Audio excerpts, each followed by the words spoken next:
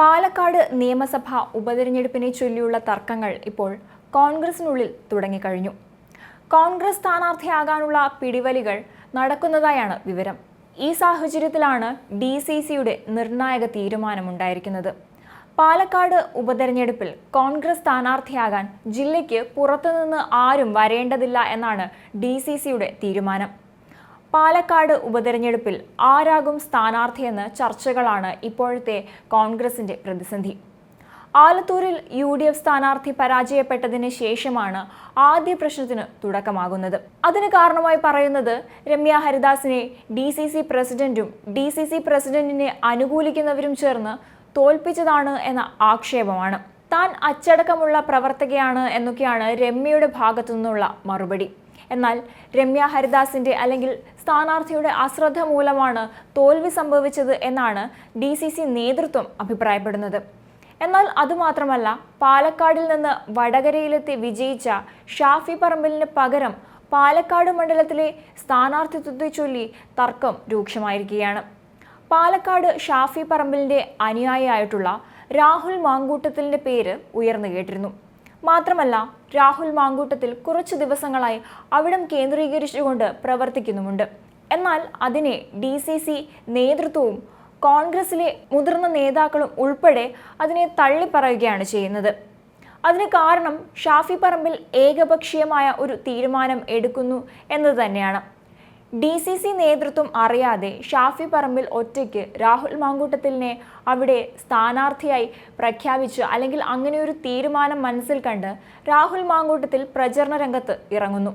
ഷാഫി പറമ്പിൽ ഇത്തരത്തിൽ ഒരു പ്രവൃത്തി ചെയ്യുമ്പോൾ കഴിഞ്ഞ നേതൃയോഗത്തിലടക്കം ഇതിനെതിരെ കടുത്ത വിമർശനം പാലക്കാട് DCCയിൽ ഉണ്ടായിട്ടുണ്ട്.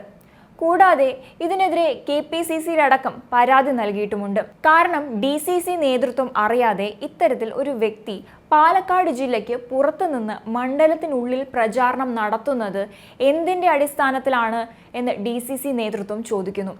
ഈ കാര്യങ്ങളൊക്കെ ഉന്നയിച്ചുകൊണ്ടാണ് ജില്ലാ നേതൃത്വത്തെ പരാതി അറിയിച്ചിരിക്കുന്നത്.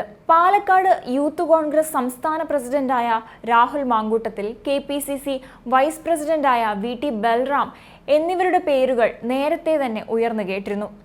VT ബൽറാമിനെ പരിഗണിക്കണമെന്ന് താൽപ്പര്യമാണ് DCC നേതൃത്വത്തിനുള്ളത്. എന്നാൽ രാഹുൽ മാങ്കൂട്ടത്തിൽ സ്വയം പ്രഖ്യാപിച്ച സ്ഥാനാർത്ഥിയായി രഹസ്യ യോഗങ്ങൾ വിളിക്കുന്നതായി വിവരങ്ങളുണ്ട്. കൂടാതെ തന്നെ പിന്തുണയ്ക്കണമെന്ന് ആവശ്യപ്പെട്ടുകൊണ്ട് ചില സാമുദായിക നേതാക്കളെ കാണുകയും ചെയ്തിരുന്നു.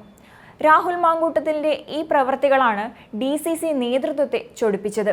അതേസമയം VT ബൽറാം പാലക്കാട് മത്സരിക്കാൻ വരികയാണെങ്കിൽ അതിനെ അനുകൂലിക്കുന്ന നിലപാടിൽ തന്നെയാണ് DCC നേതൃത്വം.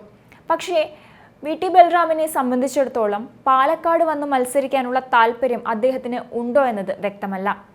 DCC പ്രസിഡന്റ് അടക്കമുള്ള മുതിർന്ന നേതാക്കളടക്കം പാലക്കാട് നിയമസഭാ മണ്ഡലത്തിൽ സ്ഥാനാർത്ഥിയാകുന്നതിനായുള്ള തയ്യാറെടുപ്പിലാണ്.